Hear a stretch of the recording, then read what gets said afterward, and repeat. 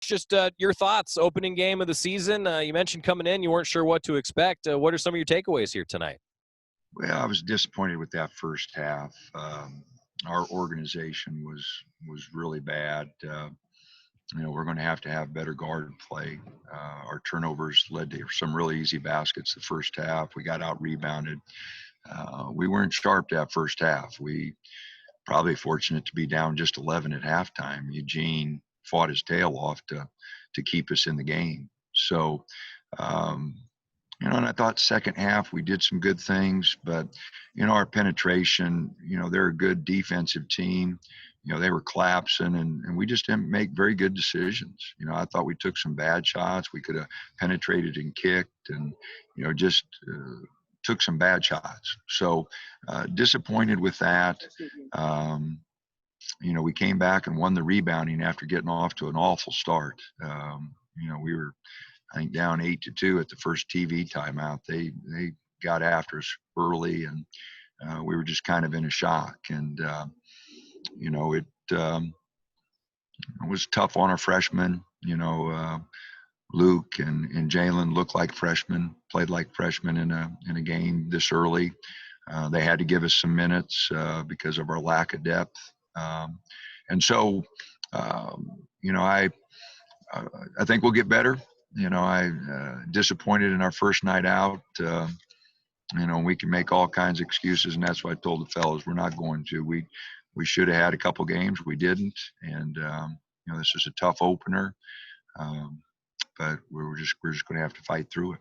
Coach, how about adjusting without Will Richardson with the unfortunate news for him today? Felt like you guys did okay, and how do you get better moving forward without Will? Well, he's going to be out 6 weeks. Just, heard it in practice, and got the bad news on Tuesday, and we had surgery today, and from what I understand, we surgery went really well, but with surgery, 6 weeks, and we missed him. Amari's going to work out fine, and Jalen's going to get better, but they didn't play particularly well tonight, and Will had been running all the point, in practice, and so it was a quick adjustment, but those two guys will be fine. They'll get better. They just, I didn't think they had a real good night. They had played better in practice. Dante had played a lot better in practice, and he was really flat tonight, which we just can't have. We spend too much time in practice getting him the ball, and for him to come out and not compete that first half, and then you get out of sync. It's hard to get back into sync, and so I got after him a little bit because he's a much better player than that, and we spend so much time, like I said, in practice working on things for him that when he doesn't give us much in the ball game, that really sets us back. Finally, for me, Coach, just touching on Eugene, you mentioned he played his tail off. 31 points, a career high, 11 rebounds. How good was Eugene tonight? Well, without his physicality and his, him playing like he did, he was by far the brightest spot, competitive wise, toughness wise. He made up for a lot of guys. Just unbelievable effort. Thought he played hard and played well. Coach, thanks for taking the time. A little different doing these with you via Zoom. I know a few others got questions for you. Thanks for the time, and look forward to catching up with you on Friday, sir.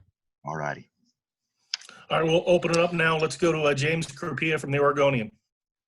Dana, to kind of follow that on Eugene, I want to ask you if you could have expected this, because this was a career high, but like you say, he made up for some other things. What do you think he's going to be capable of? What do you think you're going to be able to rely on him going forward? Because clearly you've seen he can at least produce, maybe not 31 and 11 every night, but he can really produce for you, clearly.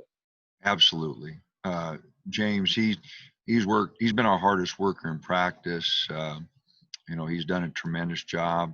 I thought he'd play well tonight, and he sure did, a couple things. He tried taking charges, he just tried to do everything for us. And, just a really, really good effort.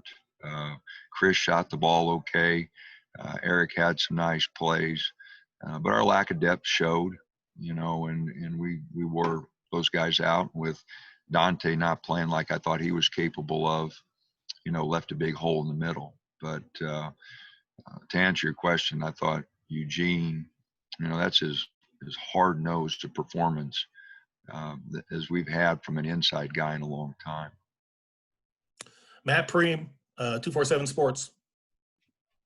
That second half, you guys got within 5 and early on in that first couple of minutes, and then it just a wave came from them. You feel like it was just guys getting tired because you mentioned lack of depth or miscommunication defensively? Well, feel like that was a big moment. I thought we did get tired. The first TV timeout, they only scored 3 points. We sold out, and gave them a wide open 3. We just defensively we weren't solid. Really disappointed there because I thought we're not going to be able to give up 83 with the personnel we have right now. I don't think we can give up 83 points and be successful. If we get our whole team together, then I think we can get into more of an up and down game and maybe get into 83, 84, 85 points. But the way our team is right now, I think we have to grind out a few more possessions. And, we've got 8 scholarship athletes and, 2 of those freshmen, Luke and Jalen, who haven't played a lot. And so with that group, I don't think we can give up 83 points and be successful. So defensively, we're going to have to be a lot more solid. Chris Hansen, register guard. Yeah, hey, Dan, I had some issues on my end when James had that follow-up question on Eugene, so I apologize if you've already answered this part, but were you surprised at all at the level he was able to score at? Did you come into the season thinking that he was going to be that much of a weapon for you offensively? Well, Chris, he averaged 13 a game at Rutgers. And, so I knew he was going to be a double-figure scorer. And so, but no, to answer your question, 31 and, I think it was 10 for 19 and, 2 for 6 from 3. So I thought he'd be a good scorer for us. We definitely don't want to rely on him to get 31 for us every night. But, I think he could, with that toughness and that ability, offensive rebound, putbacks. I mean, he gave it all to us tonight. I mean, from the free throw line, I think he was 9 for 11 or whatever. So he got to the line, he got offensive rebounds, he hit a couple threes, Chris. I mean, it was just a great performance. And, like I said earlier, we would have been real toast without him. I mean, he got us back in at the end of the first half there, got it down to 11, and, he really competed. So I knew he'd be a good scorer for us because he works so dang hard and he's trying to improve every facet of his game. So, but, he had just a phenomenal night. Jerry Thompson, Ducks Illustrated. Yeah, Coach, with all that, you still got it down, I think, with 7 points with 40 seconds left. You're still in the game, I guess.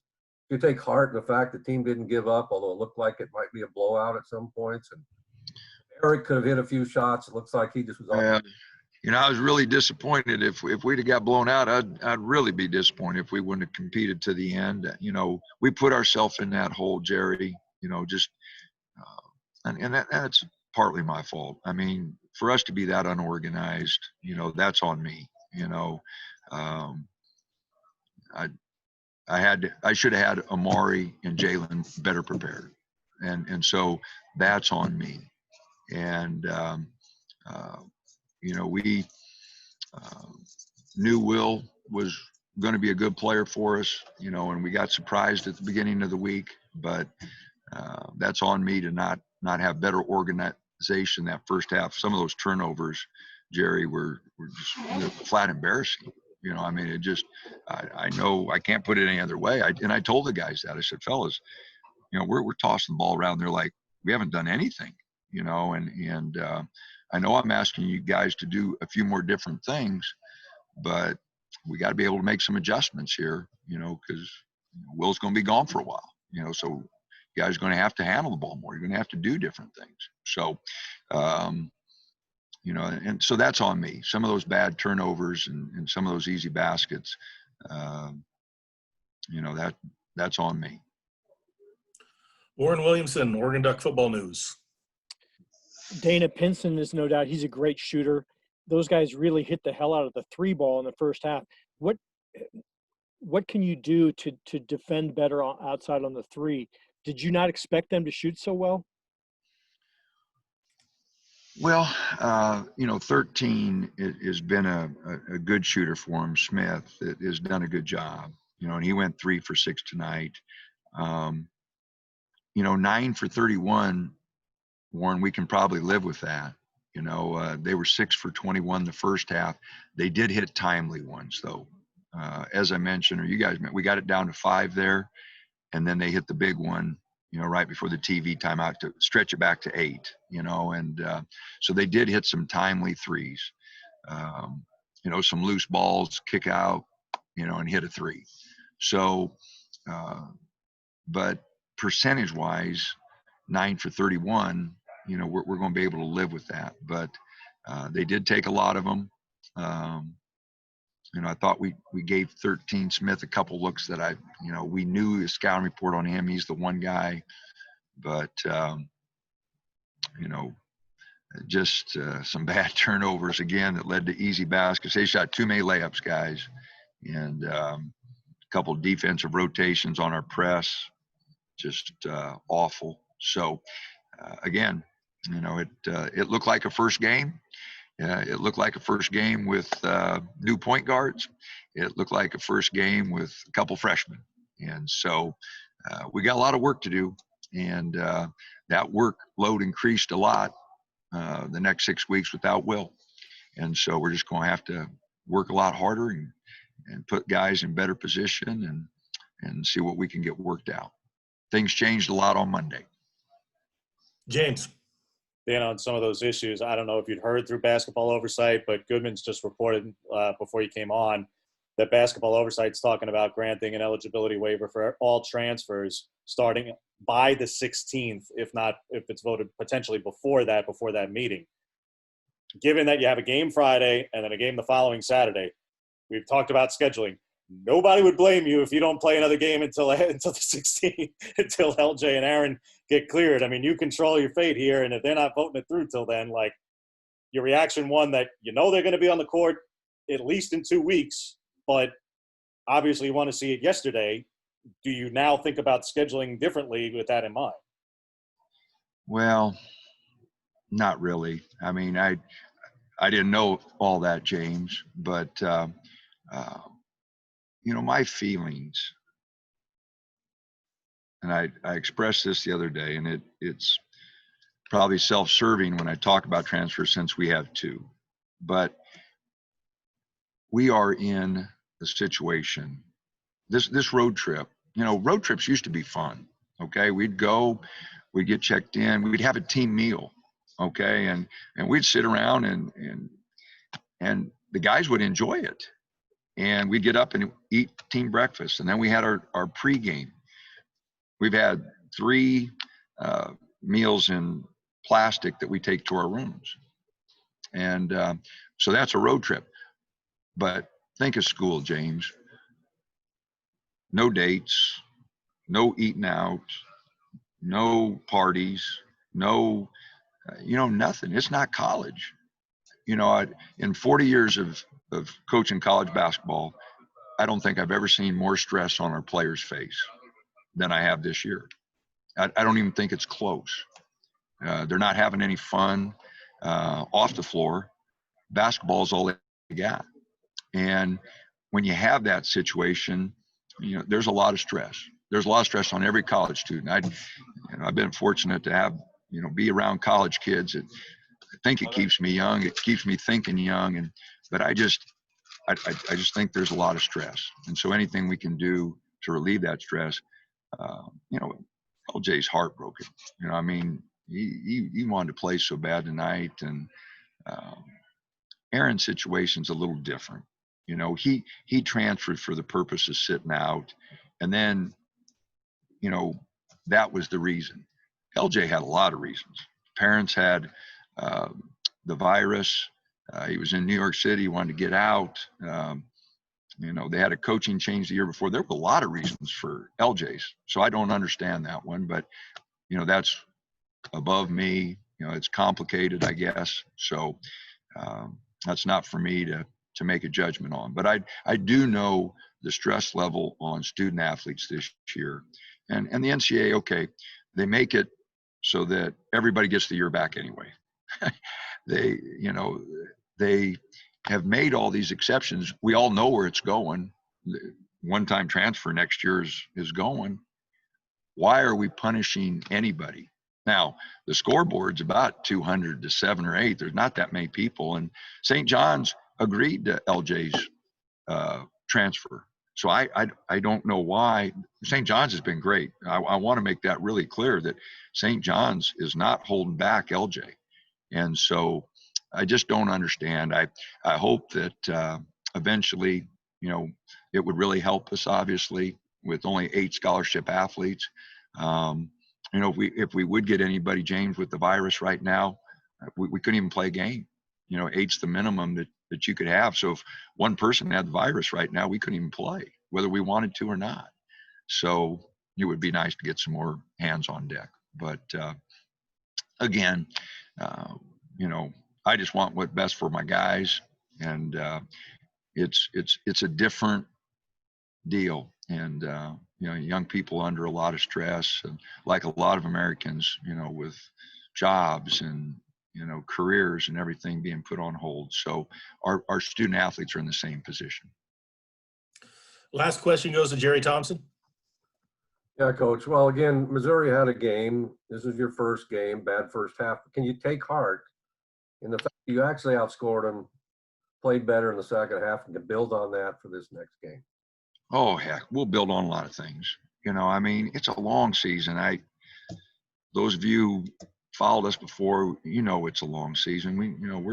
We got 5 months here yet, and we got good guys, and they're down in there, and I know our fans will be disappointed. Heck, I'm disappointed. We should have played better, but we got to battle back. A lot of our good teams have lost games. We got to go back to work, and when you play 30 games, it's about getting better. It's about getting better.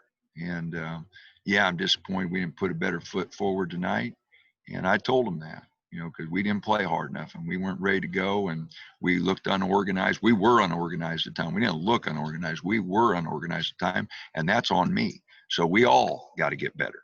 We all have to get better, and we will.